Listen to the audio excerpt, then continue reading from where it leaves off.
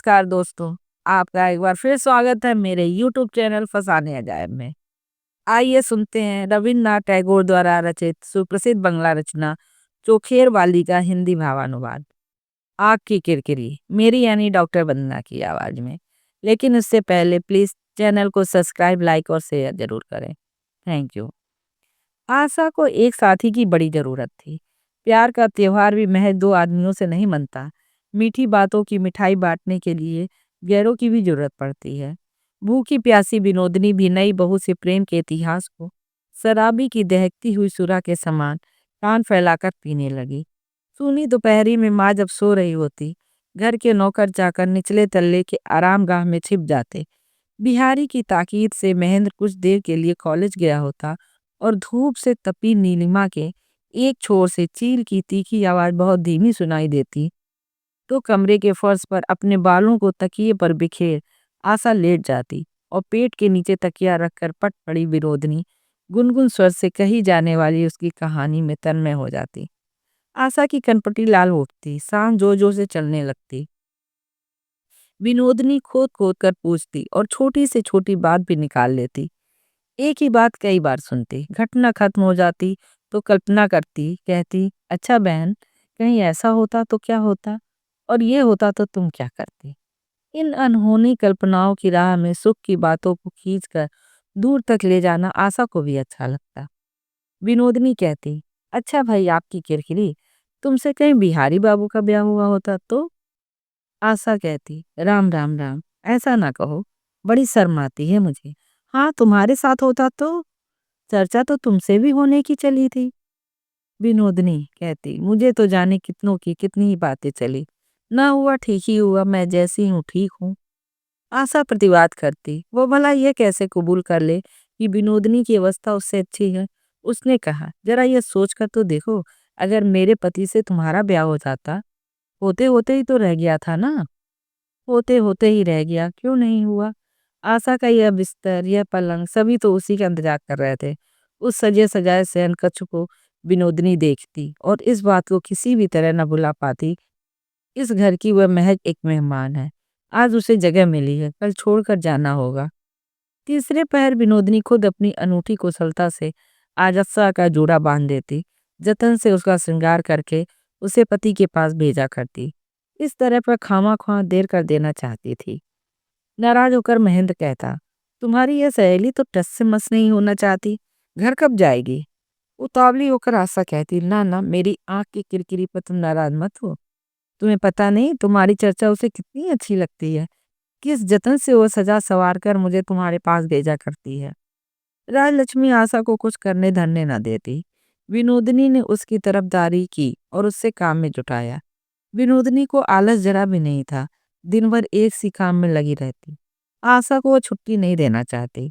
एक के बाद दूसरा वह कामों का कुछ ऐसा क्रम बनाती कि आशा के लिए जरा भी चैन पाना गैर मुमकिन हो जाता। आशा का पति छत वाले सूने कमरे में बैठा चिढ़ के मारे छटपटाता रहता। यह सोचकर विनोदनी मन ही मन हंसती रहती। आशा खुलाकर कहती भाई आके किरकिरी, अब इजाजत दो, वो नाराज हो जाएंगे। झट विनोदनी कहती बस जरा सा इसे खत्म करके चली जाओ, ज्यादा देर ना होगी। जरा देर में आशा फिर उद्विग्न होकर कहती ना बहन, अब वो सचमुच नाराज होंगे, मुझे छोड़ दो, मैं चलूं। विनोदनी कहती जरा नाराजी हुए तो क्या, सुहाग में गुस्सा ना मिले तो मोहब्बत में स्वाद नहीं मिलता। जैसे सब्जी में नमक मिर्च के बिना। नमक मिर्च का मजा क्या होता है, यह विनोदनी ही समझ रही थी।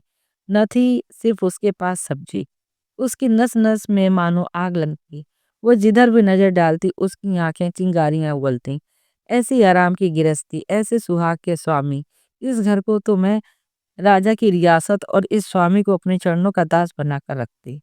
आशा को गले लगाकर कहती भाई आग की किरकिरी, मुझे बताओ ना, कल तुम लोगों में क्या बातें हों। तुमने वो कहा था जो मैंने तुमको कहने के लिए कहा था। तुम लोगों के प्यार की बातें सुनकर मेरी तो भूख प्यास जाती रहती है। एक दिन आखिर आज ही जाकर महन ने माँ से कहा क्या ये अच्छी बात है माँ, दूसरे के घर की एक जवान विधवा को घर में रखकर एक भारी जिम्मेदारी कंधे पर लाद देने से जाने क्या मुसीबत हो। राजलक्ष्मी ने कहा अरे, यह तो अपने बिपिन की बहू है, इसे मैं बिरानी थोड़ी ही समझती हूँ। बहन ने कहा, जो कहो, लेकिन ये अच्छा नहीं है। मेरी राय में इसे रखना ठीक नहीं। राजलक्ष्मी खूब जानती थी कि महेंद्र की राय को ठुकराना आसान नहीं। इसलिए उन्होंने बिहारी से कहा, अरे बिहारी, तू एक बार महेंद्र को समझा कर देख। ये विपिन की बहू जब से यहाँ आई है, तभी से इस बुढ़ापे में मुझे थोड़ा आराम मिला है। वो पराई हो, जो भी हो, मुझे किसी से कभी ऐसी सेवा नहीं मिली। बिहारी ने कोई जवाब न दिया। वो जाकर महेंद्र से बोला, यार विनोदनी की भी तो सोचते हो। महेंद्र ने हंसकर कहा, सोचकर रातों की नींद हराम है। अपनी भाभी से पूछ कर देखो, विनोदनी का ध्यान इन दिनों और सब ध्यान टूट जा गया है। घूंघट की आड़ से आशा ने महेंद्र को चुपचाप धमकाया। बिहारी ने कहा, अच्छा, दूसरा विस्मृत चुन्नी उसे यहाँ से निकाल बाहर करने को छटपटा रही है। घूंघट से आशा की आंखों ने फिर उसे झिड़का।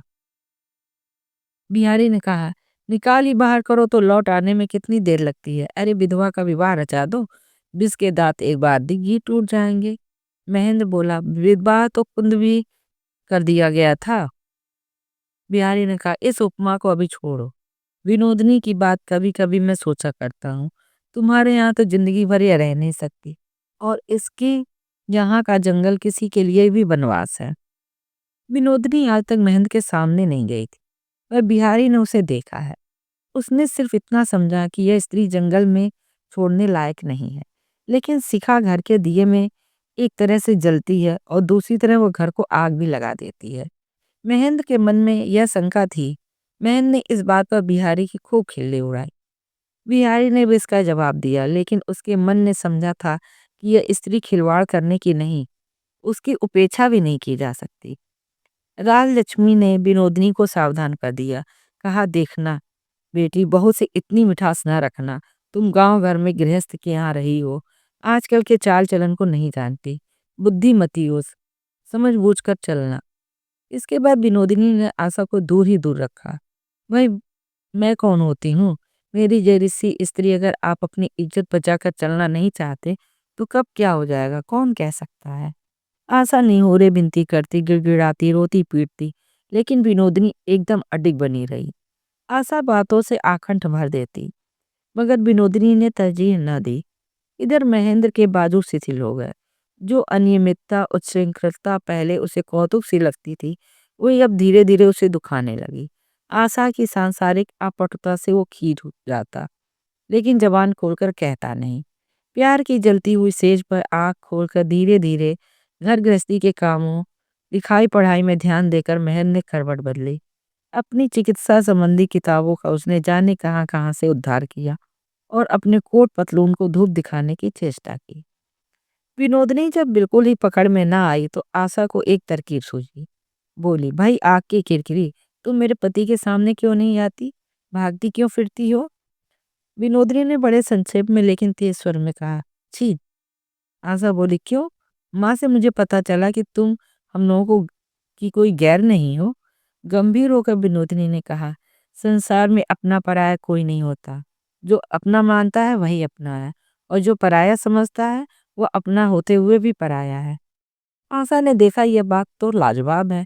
वास्तव में उसके पति विनोदनी के ज्यादा जाति करते हैं, सचमुच उसे गैर समझते हैं और नाहक ही उससे खींचा करते हैं।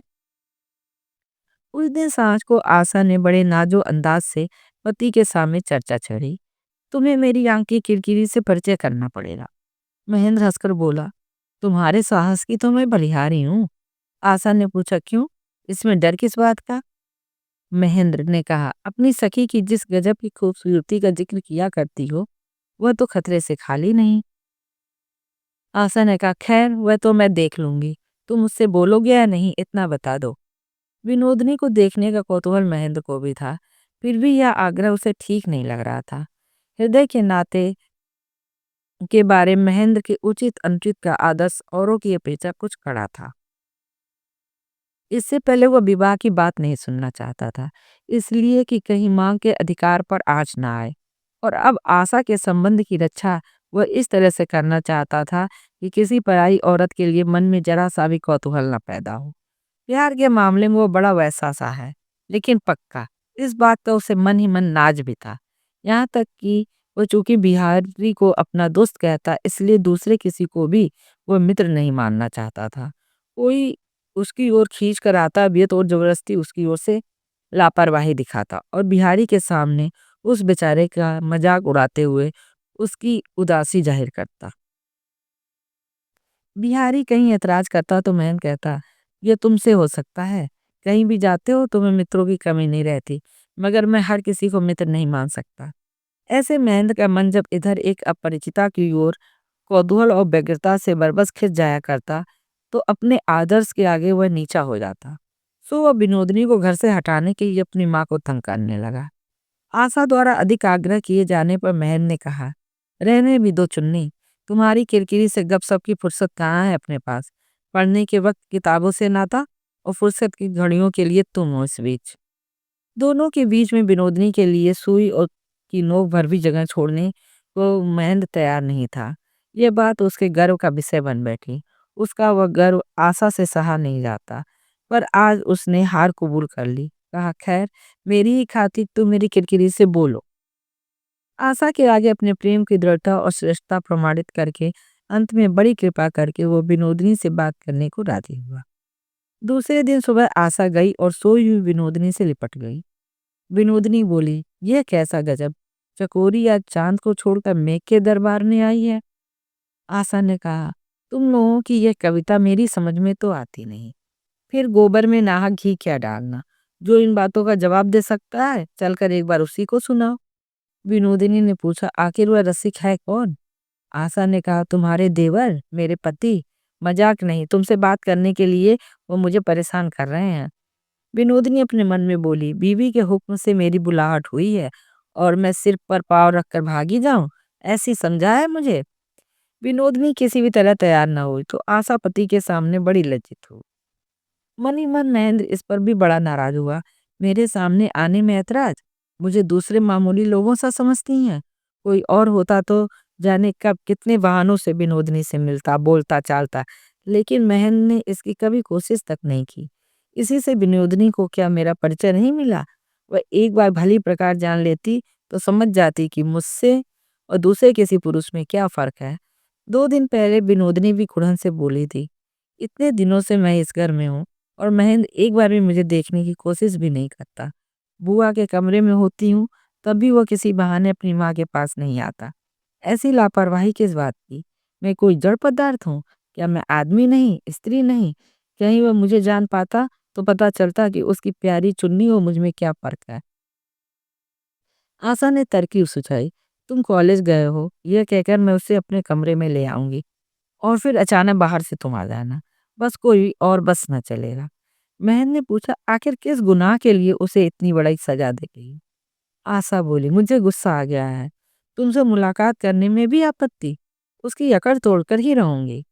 महेंद्र बोला, तुम्हारी प्यारी सखी को देखे बिना मैं मरा नहीं जा रहा हूँ। मैं यूं चोरों की तरह मिलना नहीं चाहता। आशा ने महेंद्र का हाथ पकड़कर विनती की, मेरे सिर की कसम, तुम्हें एक बार, बस एक बार तो तुम्हें ये करना ही पड़ेगा। जैसे भी हो उसकी हेकड़ी तो बुलानी ही पड़ेगी। फिर तुम्हारा जैसा जी चाहे करना। महेंद्र चुप रहा। आशा बोली, मेरी आरजू है, मान जाओ ना। महेंद्र को भी ललक हो रही थी, इसलिए बेहद उदासी दिखाकर वह सहमत हुआ। शरद की धुली दोपहरी महेंद्र के कमरे में विनोदनी आशा को कारपेट के जूते बनाना बता रही थी। आशा अनमनी सी बार बार बाहर ताकर गिनती को में भूल करके अपना बेहद सीधापन दिखा रही थी। विनोदनी ने आखिर तंग आकर उसके हाथ में पकड़ा हुआ कारपेट झपट कर गिरा दिया और जल्दी से कहा, ये तुम्हारे बस का नहीं, मैं चलती हूँ, बहुत काम पड़ा है। आशा ने कहा, बस जरा देर और देखो, अब भूल नहीं होगी। आशा सीने से लग गई। इतने में दबे पांव महेंद्र आया और दरवाजा के पास विनोदनी के पीछे खड़ा हो गया। आशा सिलाई पर आंखें गड़े हुए थी, धीरे धीरे हंसने लगी। विनोदनी ने पूछा, एकाएक हंसी किस बात पे आ गई। आशा से और न रहा गया, वो खिलखिला पड़ी और विनोदनी के बदन पर कारपेट फेंक कर बोली, तुमने ठीक ही कहा था, ये मेरे बस का नहीं। विनोदनी से लिपटकर और जोर से हंसने लगी। विनोदनी पहले की ही ताड़ गई थी। आशा की चंचलता और हाव भाव से उससे छुपा कुछ न था। वो यह भी खूब जान गई थी कि महेंद्र कब चुपचाप उसके पीछे आकर खड़ा हो गया। निरी नादान बनकर उसने अपने को आशा के आसन जाल में फंसने दिया। महन ने अंदर आते हुए मुस्कुरा कर कहा, मैं बदनसीब ही इस हंसी से क्यों वंचित हूँ। चौंक कर विनोदिनी ने माथे पर कपड़े का पल्ला डाला और उठने लगी। आशा ने उसका हाथ पकड़कर दबाया। महेंद्र ने कहा, या तो आप बैठिए, मैं चला जाता हूँ, या फिर आप भी बैठिए, मैं भी बैठता हूँ। आम तौर से जैसा कि औरतें करती हैं, सीना झपटी शोरगुल करके विनोदिनी ने शर्म की धूम नहीं मचाई। उसने सहज स्वर में कहा, आपके ही अनुरोध से बैठती हूँ, लेकिन मन ही मन अभिशाप न दीजिएगा। महेंद्र ने कहा, अभिशाप दूंगा, दूंगा कि आप में देर तक चलने की शक्ति न रह जाए। विनोदिनी ने कहा, इस अभिशाप से मैं नहीं डरती, क्योंकि आपका देर तक ज्यादा देर तक नहीं होगा, शायद अब खत्म भी हो चला। उसने फिर उठकर खड़ा होना चाहा। आशा ने उसका हाथ थाम लिया। कहा, सिर की सौगंध तुम्हें, कुछ देर और बैठो। आशा ने पूछा, अब सच सच बताना, मेरी आंख की किरकिरी कैसी लगी तुम्हें? मैंने ने कहा, बुरी नहीं है। आशा बहुत ही क्षुब्ध होकर बोली, तुम्हें तो कोई अच्छी नहीं लगती। मैंने ने कहा, सिर्फ एक को छोड़कर। आशा ने कहा, अच्छा, परिचय जरा जमने दो, फिर देखती हूँ अच्छी लगती है या नहीं। मैंने बोला, जमने दो यानी ऐसा रवैया लगातार चला करेगा? आशा ने कहा, भलमनसाहत के नाते भी तो लोगों से बोलना चालना पड़ता है। एक दिन की भेंट के बाद ही अगर मिलना जुलना बंद कर दूं तो क्या सोचेगी बेचारी? तुम्हारा हाल ही अजीब है। कोई और होता तो ऐसी स्त्री से दौड़ कर मिला करता, और तुम हो कि आफत आ पड़ी मानो। औरों से अपने इस फर्क की बात सुनकर महंत खुश हुआ। बोला, अच्छा यही सही, मगर ऐसी जल्दबाजी क्या? मैं कहीं भागा तो नहीं जा रहा हूँ, न तुम्हारी सखी को भागने की जल्दी है। लिहाजा बीच बीच में भेंट हुआ ही करेगी, और भेंट होने पर भल मनसाहत रखें, इतनी अक्ल तुम्हारे पति को है। महन ने सोचा था अब से विनोदनी किसी न किसी बहाने जरूर आ जाया करेगी, लेकिन उसने गलत समझा था। वह पास ही नहीं फटकती, कभी अचानक आते जाते भी कहीं मिलती। अपनी स्त्री से वह इसका जिक्र भी न करता कि कहीं मेरा आग्रह न झलक पड़े। बीच बीच में विनोदनी से मिलने की स्वाभाविक और मामूली सी इच्छा को छुपाए और दबाए रखने की कोशिश में उसकी अकुलाहट बढ़ने लगी। फिर विनोदनी की उदासीनता उसे और उत्तेजित करने लगी। विनोदनी से भेंट होने के दूसरे दिन प्रसंगवश यूं ही मजाक में महन ने आशा से पूछा, तुम्हारा यह अयोग्य पति तुम्हारी आंख की किरकिरी को कैसा लगा? महेंद्र को इसकी जबरदस्त आशा थी कि पूछने से पहले ही आशा से उसे इसका बड़ा ही अच्छा ब्यौरा मिलेगा, लेकिन सब्र करने का जब कोई नतीजा न मिल निकला तो ढंग से ही ये पूछ बैठा। आशा मुश्किल में पड़ी। विनोदिनी ने कुछ भी नहीं कहा। इससे आशा अपनी सखी से नाराज हुई थी। बोली, ठहरो भी, दो चार दिन मिलजुल कर तो कहेगी। कल ही तो भेंट हुई है, कितनी देर की हुई, और बातें भी कितनी सी हो सकी। महेंद्र इसमें कुछ भी निराश नहीं हुआ, और विनोदिनी के बारे में लापरवाही दिखाना उसके लिए और भी कठिन हो गया। इस बीच बिहारी आ पहुंचा। पूछा, क्यों भैया, आज किस बात पर विवाद छिड़ा हुआ है? बहन ने कहा, देखो ना, तुम्हारी भाभी ने कुमुदनी या प्रमोदनी से जाने क्या नाता जोड़ा है, लेकिन मुझे भी अगर उससे वैसा ही कुछ नाता जोड़ना पड़े तो जीना मुश्किल जानो। आशा के घूंघट के अंदर घोर कलह घिराई। बिहारी जरा देर चुपचाप मेहंद की ओर ताकता रहा और हंसता रहा। बोला, भाभी, बात तो ये अच्छी नहीं, ये सब भुलाने की बातें हैं। तुम्हारी आंख की किरकिरी को मैंने देखा है, अगर और भी बार बार देख पाऊं तो उसे दुर्घटना न समझूंगा, यह मैं कसम खाकर कह सकता हूँ।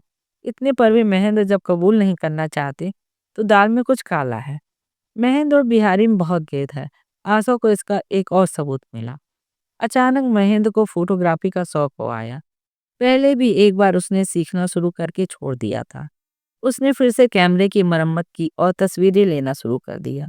घर के नौकर चाकरों तक की फोटो लेने लगा। आशा जिद पकड़ के बैठी, मेरी सखी की भी तस्वीर लेनी पड़ेगी। बहुत मुख्तर से में महन ने जवाब दिया, अच्छा। और उससे भी मुख्तसर में उसकी आंखों की किलकिली ने कहा, नहीं। आशा को इसके लिए फिर एक तरकीब खोजनी पड़ी। तरकीब यह थी कि आशा किसी तरह उसे अपने कमरे में बुलाएगी और सोते समय ही उसकी तस्वीर लेकर महंद एक खासा सबक देगा। मजे की बात यह कि विनोदिनी दिन में कभी सोती नहीं, लेकिन उस दिन आशा के कमरे में उसे झपकी आ गई। बदन पर लाल ऊनी चादर डाले, खुली खिड़की की तरफ मुंह किए, हथेली पर सिर रखे हुए ऐसी सुंदर अदा से सोई थी कि महेंद्र ने कहा, लगता है फोटो खिंचाने के लिए ही तैयार हुई हैं। महेंद्र दबेस पांव कैमरा लेकर आया। किस तरह से तस्वीर अच्छी आएगी यह तय करने के लिए विनोदनी को बड़ी देर तक बहुत अच्छी तरह देख लेना पड़ा। यहाँ तक कि कला की खातिर छिपकर सिरहाने के पास उसके बिखरे बालों को जरा सा हटा देना पड़ा। नहीं जचा तो उसे फिर से सुधार लेना पड़ा। कानों कान उसने आशा से कहा, पाँव के पास से चादर को जरा बाईं तरफ खिसका दो। भोली आशा ने उसके कान में कहा, मुझसे ठीक ना बनेगा, कहीं नींद न टूट जाए, तुम ही खिसका दो। महन ने चादर खिसका दी और तब उसने तस्वीर खींचने के लिए कैमरे में प्लेट डाली। ये करना था कि खटका हुआ और विनोदनी हिल उठी। लंबा निश्वास छोड़कर घबराकर उठ बैठी। आशा जोर से हंस पड़ी। विनोदनी बेहद नाराज हुई। अपनी जलती हुई आंखों से महन पर चिंगारियां बरसाती हुई बोली, बहुत बुरी बात है। महन ने कहा, बेशक बुरी बात है, लेकिन चोरी भी की और चोरी का माल भी हाथ ना लगा। इससे तो मेरे दोनों काम गए। इस बुराई को ही लेने दीजिए, उसके बाद मुझे सजा दीजिएगा। आशा भी बहुत आरजू मिन्नत करने लगी। तस्वीर ली गई, लेकिन पहली तस्वीर खराब हो गई। लिहाजा दूसरे दिन दूसरी तस्वीर लिए बिना फोटोग्राफर न माना। उसके बाद मित्रता के चिन्ह स्वरूप दोनों सखियों की एक साथ एक तस्वीर लेने की बात आई। विनोदनी ना न कह सकी, बोली, यही लेकिन आखिरी है। यह सुनकर मैन ने उस तस्वीर को बर्बाद कर दिया। इस तरह तस्वीर लेते लेते परिचय काफी आगे बढ़ गया।